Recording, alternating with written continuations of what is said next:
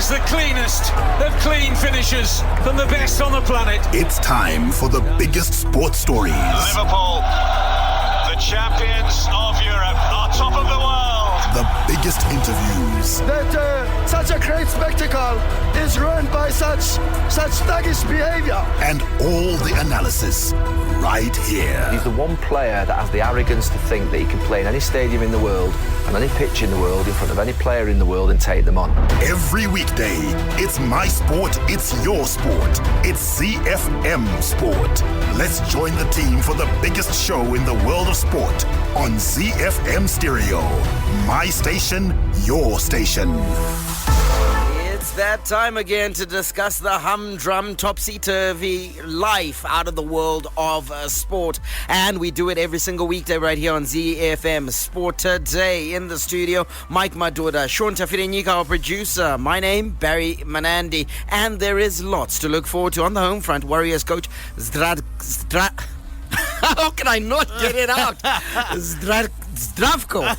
Oh my God. I need to put my teeth back in. If you are struggling with it, Barry, imagine the rest of Zimbabwe. Oh my God, they're having a torrid time. Just call him Loga. Zdravko Logarušić. He is confident of success and has prepared an intensive 10-day workout plan for his 28-member provisional squad. He is picked for the 2020 African Nations Championship, popularly known as CHAN. Well, today being a Tuesday, we have our weekly staple, the Formula One Report, proudly brought to you by Zimoco, where Max Verstappen is all set and ready to go after 2 weeks of pre-season testing, during which the Red Bull driver explored and found the limits of the team's RB16. In and around the world in 60, England players will not be shaking hands on the tour to Sri Lanka, Captain Joe Root has revealed. The Six Nations has announced that all remaining matches in the current series are to go ahead as it stands, subject to government directives. And the Tokyo Olympics could be postponed until the end of 2020 in a bid to halt the spread of the coronavirus, which is holding center court, as you can tell, in around the world in 60. Yes, certainly is. In the beautiful game, a little bit less of the coronavirus, although we've got a story on it, and more to do with the world of football. We're ahead of the crunch FA Cup clash against Chelsea tonight. Liverpool manager Jurgen Klopp said he would be a real idiot to doubt his players after their unbeaten Premier League streak came to an end. In La Liga, Lionel Messi is reportedly becoming worried that problems at Barcelona are beginning to mirror his international career with Argentina. In the Bundesliga, Bayern Munich head coach Hansi Flick is hoping on-field issues are the focus against Schalke 04 tonight, although he conceded further fan protests are a possibility. And in Serie A, Inter Milan president Steven Zhang has hit back at Paolo Del Pino after the Serie A boss accused him of shirking his responsibilities by refusing to reschedule their match with Juventus. The Warriors, the Chevrons, the Cheetahs, the Mighty Warriors, and the Sables. From the pool to the track to the field, we are Team Zimbabwe. The Home Front. Local sports news and analysis.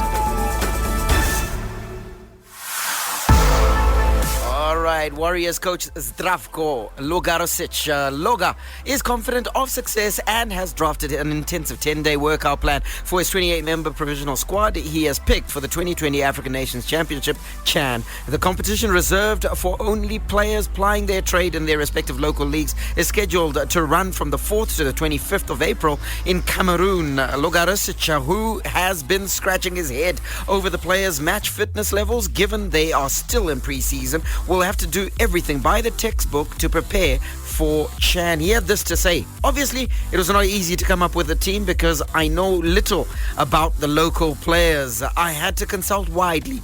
I have been to Bulawayo, Tungezi, and other areas where I have met with former and current coaches and sought their advice in coming up with the team. I am indebted to my assistants as well as Joey Antipas, who all helped me come up with the list. I just asked each coach to draft at least 2 players for each position, and that way I didn't have any difficulties coming up with the squad. That squad looks like this.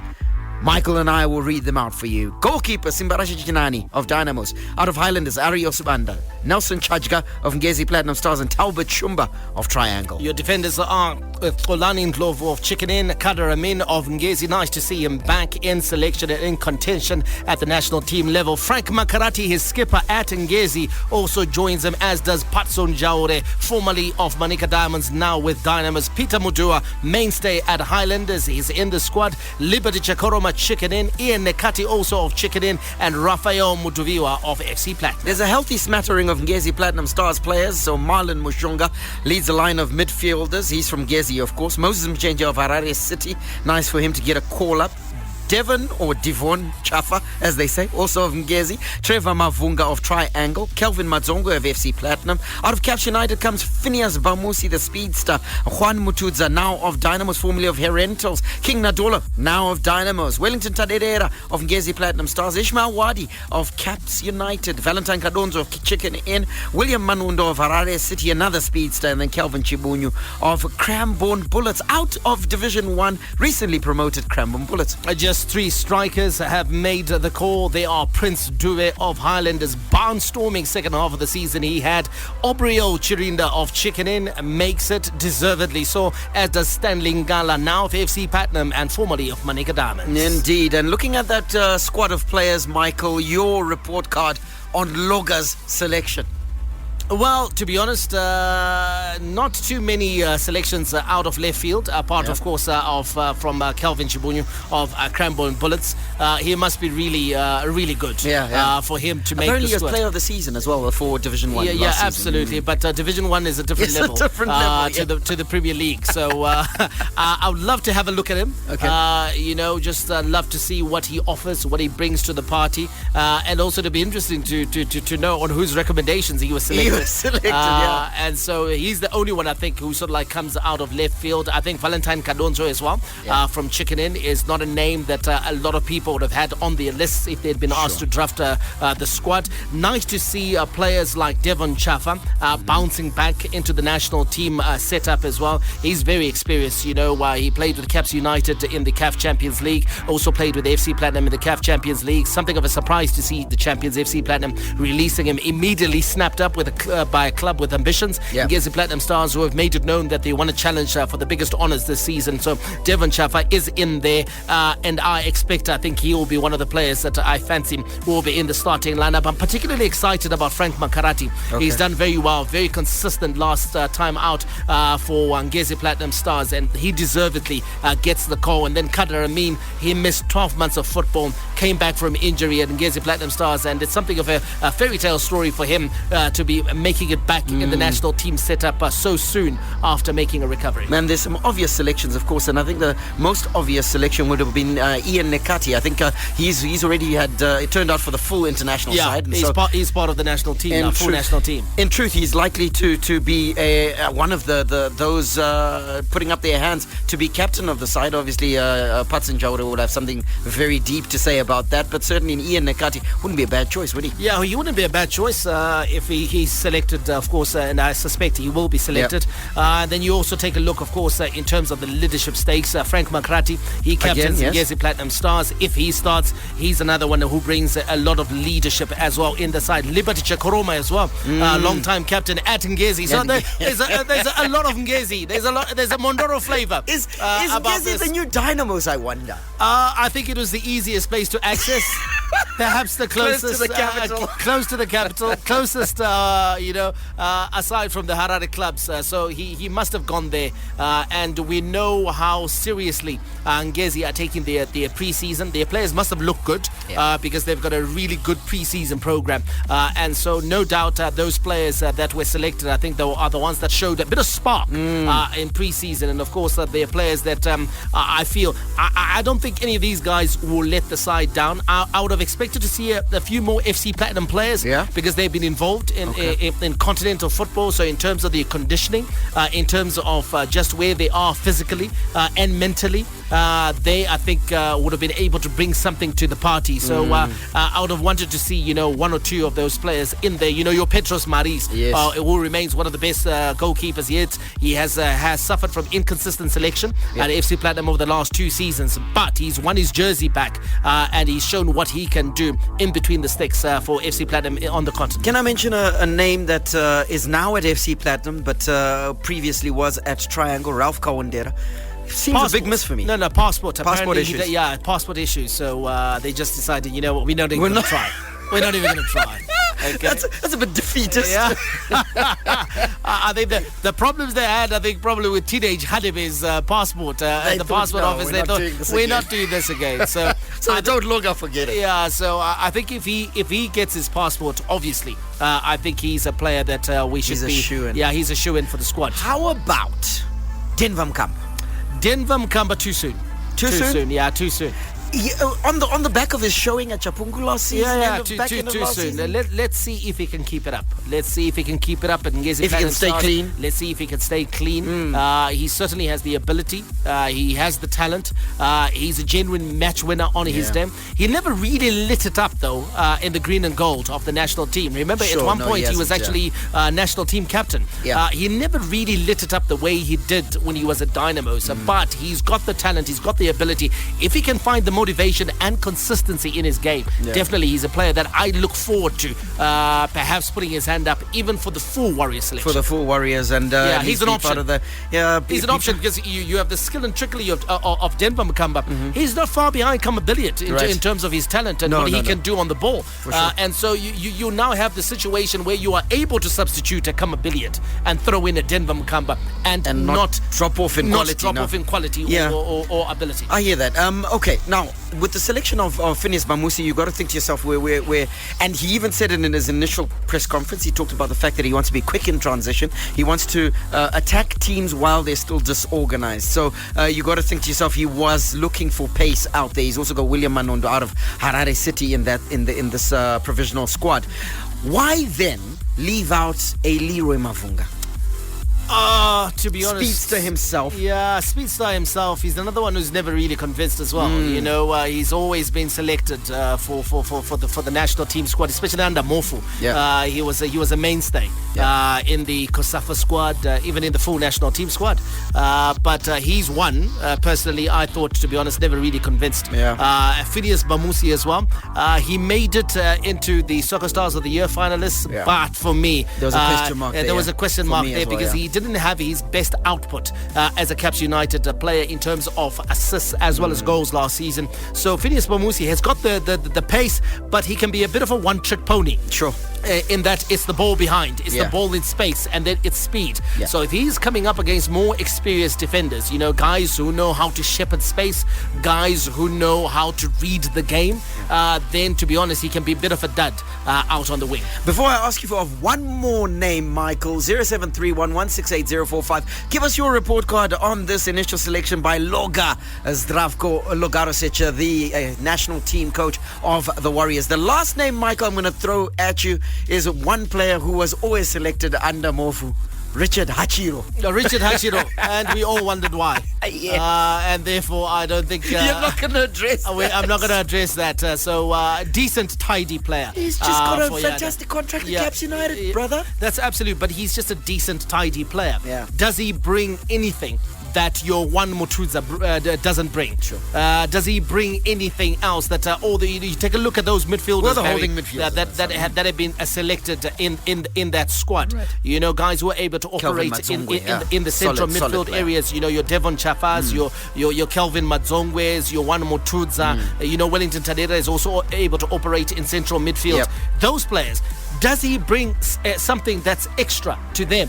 I don't think he does. I don't think so. He's just neat on the ball, which is he receives the ball. Neat and tidy. And he'll pass it sideways more often than not. Type of thing. He doesn't lose possession, etc. So he completes 90% of passes. Yeah, but it's all sideways and backwards. Yeah, it's also like safe passes. There's some guys who sort of like they'll pass the ball, but it's all safe passes. So I'm really passing it to a guy who's not marked, who's probably 10 or 15 yards away from me. Right. So he's going to get 100% pass completion rate. But then there's the player who's going to try and pick out players, okay? in offensive positions, who's going to try the forward pass. And that guy might not get every pass correct. He might get 6 out of 10.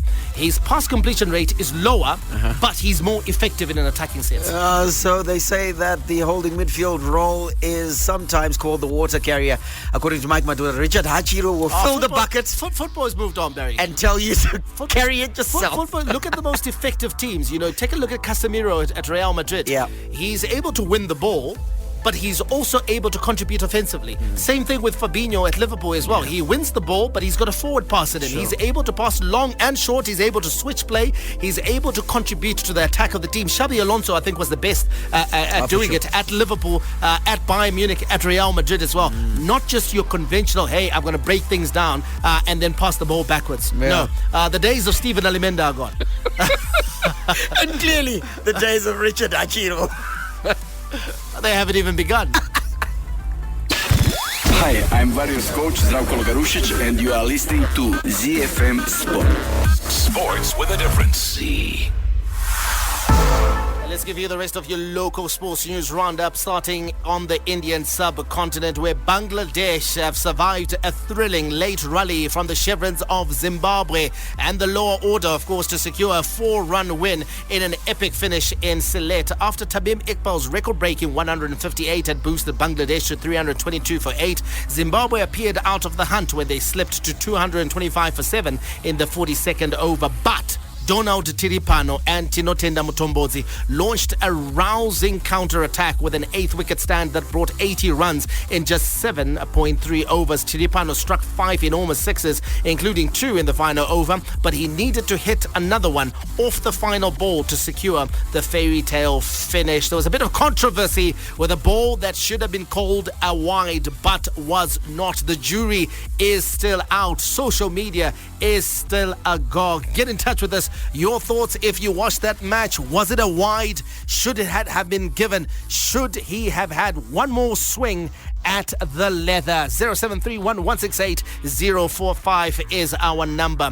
Athletics news. Zimbabwe's long distance runners hoping for a crack at the Olympic Games took a further step in that direction in the qualifying races when they competed in the Harry Gwala 21.1 kilometer race over the weekend in South Africa. The main event was the 42.2 kilometer race, but most local athletes took part in the 21 kilometer race, and the focus was on the trio of Isaac Mbofu, Ngonizashi Ngube and Ethel Sibanda, who had been shortlisted for the qualification for the Tokyo 2020 Olympic Games. And we'll wrap it up with rugby, where the Zimbabwe Rugby Union has dissolved the Bulawayo Metropolitan Rugby Football Board ahead of the game's national governing body elective annual general meeting this Saturday. ZRU accused the BMRFB, only elected last month, of paralysing the smooth running of rugby in Bulawayo, despite the new board's efforts to revive and expand the game throughout the province. The timing of the Bulawayo Metropolitan Rugby Football Board's suspension has already raised eyebrows, with some in the province dismissing ZRU's move as a ploy to prevent Bulawayo from having a say in the running and development of rugby in the country. It's getting messy at the union, and of course right here on ZiFM Sport we'll keep you abreast of that situation. International Sports News Roundup, where the world comes out to play. From sunny Melbourne to the streets of Monaco, the deserts of Bahrain to the jungles of Brazil, get up to speed on the Formula One Report. The Formula One Report is proudly brought to you by Zimoco, the home of F1 brands Mercedes-Benz and Alfa Romeo in Zimbabwe.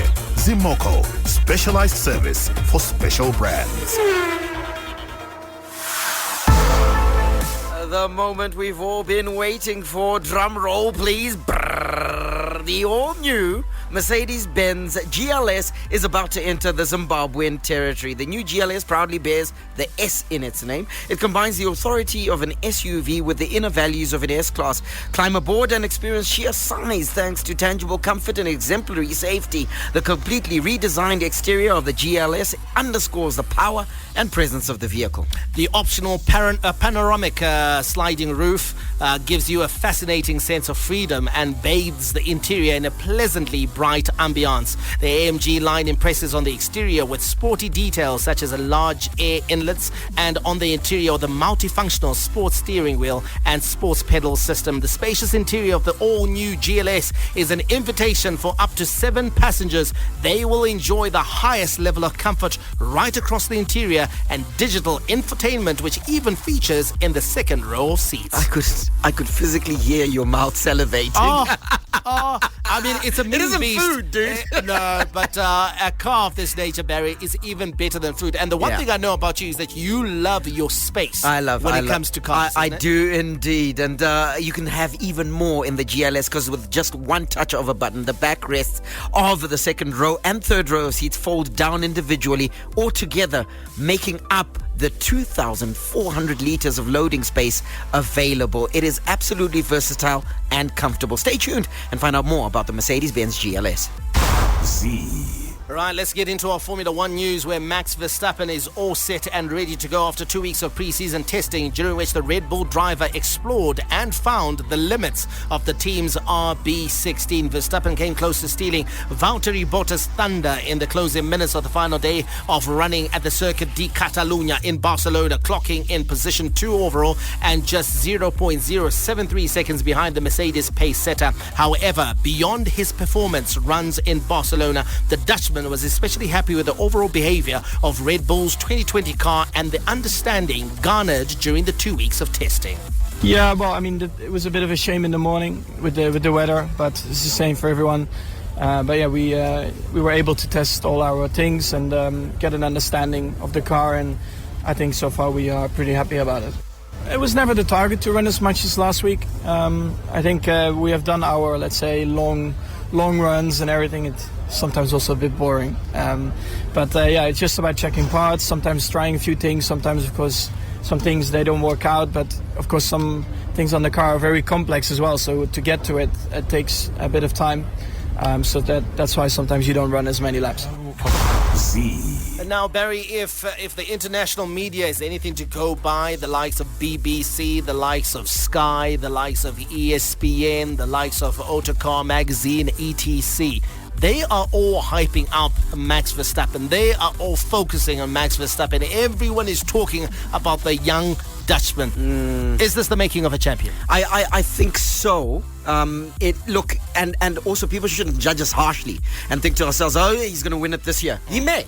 But I certainly believe that when he wins the first one, he's going to win several after that, because he's a fantastic driver. And I mean, his chief at Red Bull, Helmut Marko, believes the same as well. He reckons that they're a step closer to having the youngest champion in Formula 1. So for me, I think Max Verstappen is a real deal. Well, Red Bull currently have 4 titles to their name as a constructor team, all of course under Sebastian Vettel, who won 4 titles in a row between 2010 and 2013. But they have their work cut out. They have fallen off the pace ever since, and of course Mercedes has held a sway. Now, just taking a look at testing, Barry, you were running through the charts earlier this afternoon, just taking a look at who's doing what and how are they doing it. And there are some unusual names at the top there, with Lewis Hamilton occupying 5th position as far as the fastest laps of winter testing are concerned. Absolutely. And Valtteri Bottas, as you said in that report earlier, topping the charts. Of course, he was running on C5 softest tyres.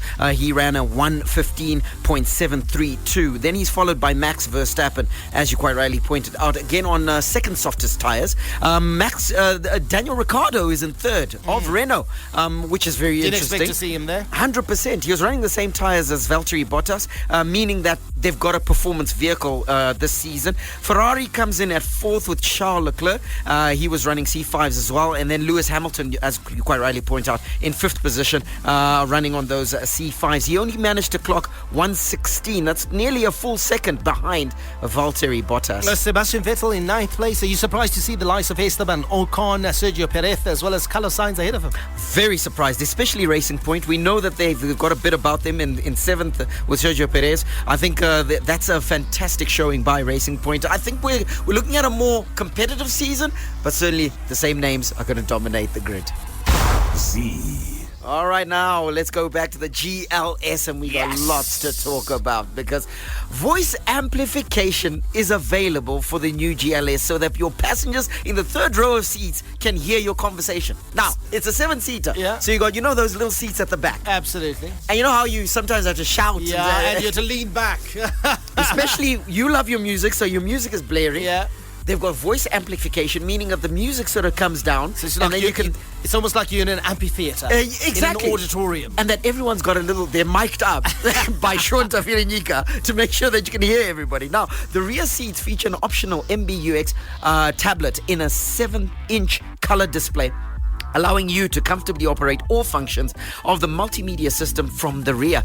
The room in the new GLS means a whole lot more than just plenty of space. Its exceptional comfort and safety ensure priceless moments for you and all those important to you. Now, the all-new GLS 450 petrol features a 3-litre inline 6-turbo engine with a 9G Tronic 9-speed automatic transmission generating 362 horsepower. My goodness. Stock of the all-new GLS is due to enter Zimbabwean territory soon, so be sure to be the first one on the roads in this amazing vehicle. It's a head-turner, I tell you. Now, ordering a Mercedes-Benz is a very special and personalized experience.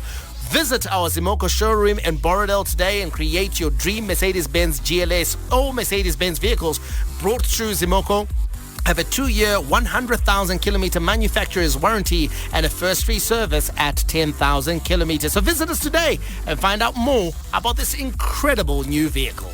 The Formula One Report is proudly brought to you by Zimoko, the home of F1 brands Mercedes-Benz and Alfa Romeo in Zimbabwe. Zimoko, specialized service for special brands. ZiFM stereo is untouchable. Around the world in 60 seconds. International sports news. Well, let's start in England, where England players will not be shaking hands on their tour to Sri Lanka. Captain Joe Root has revealed. The batsman who addressed the issue of the coronavirus as the team prepared to depart for their 2-test tour says instead players will greet each other with fist bumps. Now, the threat of illness is a sensitive issue for England, who were hit by a series of gastroenteritis and flu problems before and during the first test on their recent tour of South Africa. Let's move over to France, where the Six Nations has announced that all remaining matches in the current series are to go ahead as it stands, subject to government directives. Ireland versus Italy remains the only postponed fixture this weekend after a meeting to address the coronavirus outbreak. The men's, women's and under-20 games were scheduled to take place across this weekend before being postponed. England's match against Wales at Twickenham on Saturday and Scotland's game at Murrayfield against France on Sunday will still go ahead. Let's land in Japan. The Tokyo Olympics could be postponed until the end of 2020 in a bid to halt the spread of the coronavirus. Olympic Minister Seiko Hashimoto has told lawmakers that Japan's agreement with the IOC potentially allows them to delay the games taking place. At present, the Tokyo Olympic Games are planned to run from the 24th of July until the 9th of August, and both Japan and the IOC have insisted they are committed to running the event to schedule. Under the hosting agreement, the right to cancel the games belongs to the IOC. The big leagues, the big teams, the big players. The beautiful game on ZiFM Sport. All the rivalry. Here is Harry Kane for Tottenham. Oh, what a goal! A classic derby goal from Harry Kane. Catch him if you can. All the stars. Back heels Liverpool 2 in front. Talk about impudent. Talk about improvisation. Talk about Sadio Mane. And all the game-changing moments. And Raheem Sterling rattles it home. And once more, City are in front in a trice. All the updates from the Premier League on ZiFM Sport.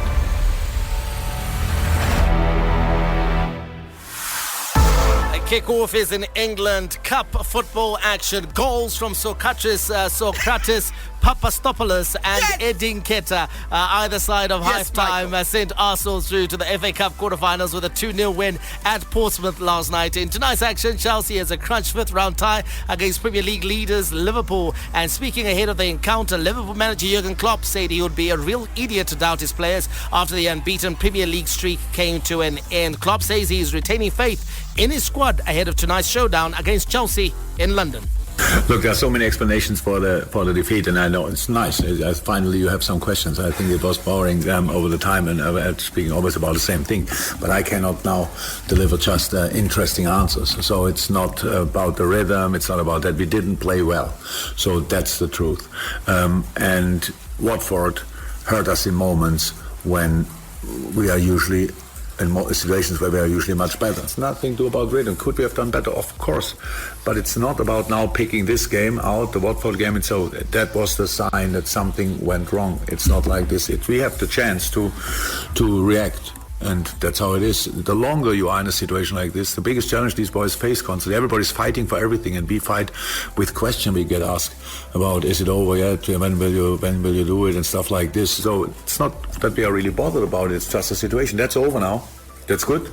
So we can concentrate again completely on football, and we will do that. It didn't distract us or whatever. It's just a situation. Nobody can tell us how to deal in the best way with runs like this, because not a lot of teams had it. And that's all what I can say. I was not happy with the performance, but it was always clear that there will be a moment where it can happen, and now it happened. So that's how it is, nothing else. Klopp said that he was unhappy with the performance versus Watford. Now, after 2 defeats, Barry, in the last 3 matches, Liverpool, remember, lost in the Champions League to Atletico Madrid.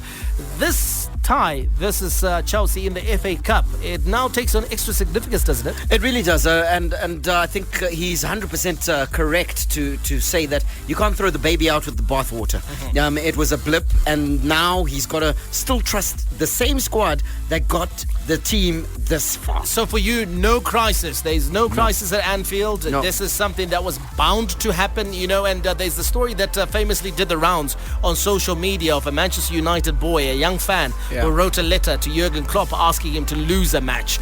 And Jurgen Klopp replied him, and in the reply, which is of course has been shared very extensively on social media, one of the things that Jurgen Klopp said in that letter is that Liverpool is going to lose at some point. And this is the point at which Liverpool lost. So the loss was always coming. That it happened against Watford, I think, is disappointing.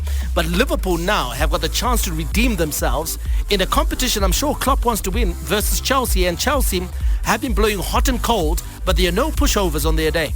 Well, there are no pushovers on their day. And just before I talk about the Blues, Liverpool, I think, because of that loss, is now going to go guns blazing, because this game takes on added significance. So he's got to stay in this competition, and he's going to select a strong side. Chelsea, on their day, can do a number on anyone. We've seen that happen. We've seen them... apart from Man United. they roll over meekly when they come up against Ole's team. Comes to United, exactly. But anyone else, apart from United, Chelsea can certainly do over. So Liverpool themselves can't take... There are no gimmies in this competition, number one, and no gimmies in football generally. Barry, Liverpool, I mean, there was absolutely no rhythm in that game versus Watford. We saw a lack of cohesion, especially in midfield. And the same could be said even against West Ham. Liverpool went on to win that one. In the game against Watford, they seemed to lack that cohesion defensively and in midfield. For this game tonight, coming back into the squad is young Joe Gomez, who I think for me is the most underrated defender in English football. He's back to partner VVD at the heart of Liverpool's defence, and that should give Liverpool that defensive solidity that they lacked against Watford. Yeah, and that's one thing that Liverpool has had all season long, because Liverpool has had that solid back four whereby you're unlikely to score. What was it? I can't remember the number of clean sheets that they managed to record. So you will not score. Chances are Liverpool would get something on the break or get behind you and get a goal. So chances they're going to win games. Now with the back four reinstalled, I foresee it being very difficult for Chelsea to break that back four down. The question is, going forward, and particularly midfield, can there be the balance to then create something? Let's talk Chelsea. If you're Frank Lampard tonight, do you persist with Olivier Giroud in attack? Because he has shown something there. He's shown that he is quite capable of troubling even the best of defenders. And up against a Virgil van Dijk type defender, big, strong, quick lad, surely you need someone like Olivier Giroud who's able to challenge him in the air, who's able to challenge him physically. Just give VVD something to think about. He does, and that's the one area that Tammy Abraham doesn't give Chelsea, and that is the physical stakes. He's a great boy, can finish as good as anyone. He's young, a bit wet behind the ears, doesn't have the sort of streetwise ability that Giroud does. Who would VVD rather be facing? If VVD had to be the one to make the choice, okay? If they say, hey, VVD, who do you want to face? Tammy Abraham or Olivier Giroud? He'll pick Tammy all day long and twice on Sunday. He's picking Tammy Abraham because VVD doesn't like to get into the scrap. Yeah. We've noticed that he's as elegant a defender. He's clean cut. He doesn't like dirt on his kit, so he doesn't like those sort of strikers. And Giroud is going to give you a wrestling match. Giroud is going to get stuck in. He's going to cause you to get stuck in the game, and VVD doesn't like that. So I would think he'll choose Tammy Abraham. The goalkeeping position for Chelsea as well has been something that has come under a lot of discussion because Frank Lampard, of course, chose to bench Kepa Arrizabalaga, and he's gone in, of course, with a reserve goalkeeper. What are your thoughts around that, Barry? I mean, I think it's about 4 matches that Kepa has been out. He's your number one. You spent a world record fee on him. Yeah. You know? He, pardon the pun, he was dropping the ball. Yeah. Let's be fair. Well, David De Gea has been dropping them for 2 years. He's still Manchester United's number one. That's United. Frank Lampard stamped his authority with Kepa Arrizabalaga. He said, if you're going to lose form, I'm going to does that not affect the goalkeeper's confidence? Sometimes you need a manager who can put a hand around you, because lots of guys who won't be accused of making a mistake at Chelsea this season. Everyone, absolutely. But so you see, this that's is a bad season. This is a rebuilding season. Yeah. Okay, keep me in there. But Mike, you've played football. If you make a mistake in midfield, it's not primary school. That's fine. You're a midfielder. But you make a mistake in midfield, it's not detrimental. You make a mistake as a centre half, as a goalkeeper, it costs you points, it costs you a trophy. So you've got to have a safe pair of hands. And I believe that the reserve keeper has actually come in and done a job. So Kepa has got a big job to get back into between the sticks. Okay, tonight's action, FA Cup round 5 action. Reading versus Sheffield United. West Brom will entertain Newcastle, and then over in West London is the big one, Chelsea versus Liverpool. How are you going to call it, Bass? Michael, I am going to go with a win for Liverpool by 1. Win for Liverpool by 1? Yeah. I say 2-0 to Liverpool. Oh. The league that makes football oh so beautiful, where artistry and strokes of genius are the order of any day, where the game is played with a smile and the little master creates his magic. Lionel Messi! All the news from the Spanish La Liga on ZiFM Sport. The goal the world wants it! All right, now the little master, Lionel Messi, is reportedly becoming worried that problems at Barcelona are beginning to mirror his international career with Argentina. Barca are enduring a difficult campaign, having fired a manager mid-season for the first time since 2003, as well as failing to score home or away against Real Madrid for the first time since 1975. According to Ole, Messi, and that's not Ole Gunnar Solskjaer, that is a publication out in Spain. Ole, Messi believes his side are too reliant on him performing well, and should his standards ever drop, he is always the first to be blamed. And it's unwarranted, the blame that he sometimes shoulders, isn't it? Because in truth, he's a fantastic player, but it's not a one-man team. Yeah, it's not a one-man team, and the problem is I think Lionel Messi is not surrounded with quality at the moment at Barcelona. Luis Suarez, his partner in crime, who has helped him to shoulder the burden for the team. He's out injured long-term and will possibly return, I think, for the last couple of weeks of the season. And so it's been tough for Lionel Messi. But Lionel Messi has led all the stats in an attacking sense in La Liga for as long as you can remember. There have been a few seasons where Ronaldo has scored more goals. Yeah. But when it comes to overall contributions, Lionel Messi has always led the way in goals.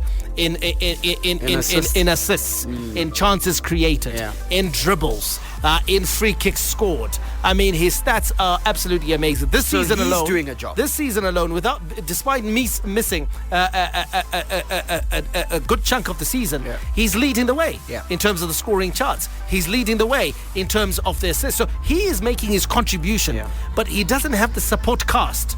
You know, the guys that also need to make a contribution, because you can't expect Lionel Messi to do the business, or because he gets the attention. Every team looks at Barcelona and they have to come up with a plan for Lionel Messi.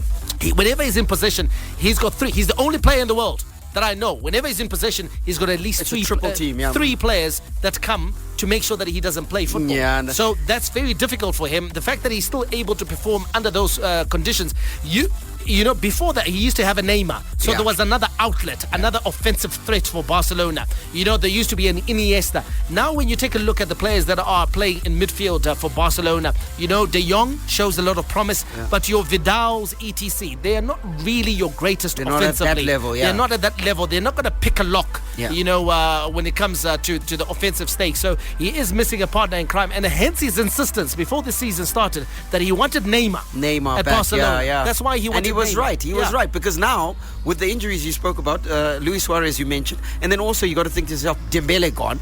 He's got Ansu Fati, 17-year-old. Bless him. He's a phenomenal player. Brathwaite, who was brought in. A willing trier. You know what? I'm a little upset with the way they're making it almost a comedy of the boy. Yeah, but he's a willing trier. He's a willing trier. He showed you the first 5 minutes in Classic that he came in. I mean, he has some ability. He has got some ability on the ball. I would love to see him actually get a start, a full run out in a game, because I think he's got the ability and he can do the business. But they're not. Those two players are not at the level of having the front three as they used to be when we had the MSN. Horsepower unmatched. Torque to beat the best. Speed unrivaled. Sleek and easy on the eye. Let's get behind the wheel of football engineered to perfection. The Bundesliga, made in Germany.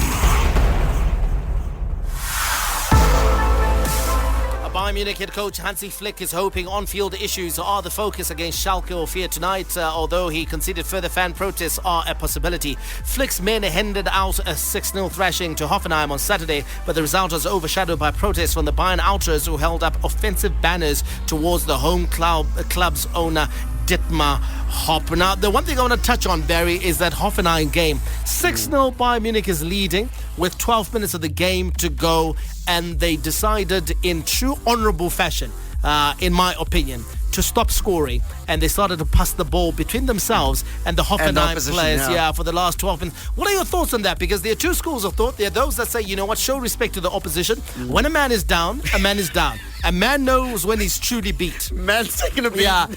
Man's taking enough of a beating. So, you know, you let him be. You know, there's no need to carry on pounding and rubbing his face in the muck. There are those who argue, from the school of thought that it's a sporting contest. Yeah, if you can score 9. If you can score 9, score 9. If you can score 12, score 12. Yeah. Because I'm from that school. Heaven forbid that Hoffenheim should survive relegation on goal difference. Sure. And the team is relegated, that will look back and say, you know what, had Bayern Munich pushed home the advantage, we could have survived. Yeah. I'm from the second school. Yeah. Listen, if you can get 12, if you can get 15, greedy. Get them, man. Get the. In fact, the Golden Boot stakes are settled right there and then. Because so what do you then make of the applause from all the fans in the stadium? And Hoffenheim, Bayern Munich, from the Bayern Munich officials, everyone stood up to a man to applaud that. And that's because it was two things. It was, yes, the scoreline, but it was also that banner that was unfurled where they felt it was antagonistic. It was largely the scoreline, Barry. Let's not water it down. They were applauding the fact that, hey, listen, guys, hey, the man's taking a beat. Let's knock it around. Let's knock it around. So I think the solidarity, the unity, it was felt. It was felt. It was a feel-good Bobby Robson at Newcastle used to say that at 5-0, you need to take your... Yeah, it's enough. It's enough. He said, "Are you from that school?" I'm from that school. I could tell because the way you're defending it. I'm from that school, Barry. Nah. You can't. Don't humiliate I hate to see humiliation. Huh? They've tried, and you can clearly see that they're not capable. At the level. They're not at the level, you know. And sometimes it goes badly wrong. Yeah. So, you know, just 5-0, 6-0, that's enough. Well, tonight's DFB Pokal quarterfinals, Saarbrücken takes on Fortuna Düsseldorf, and Schalke 04 versus Bayern Munich. The Nerazzurri, the Black and Blues, Inter Milan. It's Romelu Lukaku, and it was never in doubt. He's a beast at the best of times, but this season he has become a monster. The Giallorossi, the Yellow and Reds, AS Roma. Belotti has a go! Tremendous hits! That's what he's capable of. La Viola, the Purple Ones, Fiorentina. Franck Ribéry seals a glorious win for Fiorentina with a sumptuous goal at San Siro. The Bianconeri, the Black and Whites, Juventus. Ronaldo seals yet another 3 points for Juventus. Tough yet colourful. The best of Italian football on Z. All right, now Inter Milan president Steven Zhang has hit back at Paolo Del Pino after the Serie A boss accused him of shirking his responsibility by refusing to reschedule their match with Juventus. The top-of-the-table clash was postponed on Saturday in the wake of the coronavirus outbreak that has killed at least 29 in Italy and is expected to be played on Wednesday, the 13th of May. Nerazzurri were offered the chance to switch their clash from Sunday to yesterday, but they declined. We'll see how that one plays out in Italy. Mike, quick question here on our WhatsApp platform, and we've got a few questions. This one says, evening sports people, can you shed... Yes, can you shed some light to us on Norman Mapez's resignation, or is it just a rumour? Yeah, Norman has left Port Elizabeth. Well, I don't know quite if physically he's packed up his bags, but he certainly has quit Chippa United. Yep. I think the unprofessional way the club is run eventually got to him. Norman, you and I know Barry from him as being a coach and also from having a personal relationship with him, that he's a stickler. Professionalism to a fault. Doing things right. Yes, and played at the highest levels. He knows what is expected and he demands that from his employers. He didn't get that at Chippa and he's left. And so Norman Mapeza certainly is not under the employ of Chippa United anymore. Yeah, so it's not a rumour. Norman has left Chippa United. We have to leave the building because our time is up. We'll catch you tomorrow. May God richly bless you. That's my story and I'm sticking to it. Manandi, out.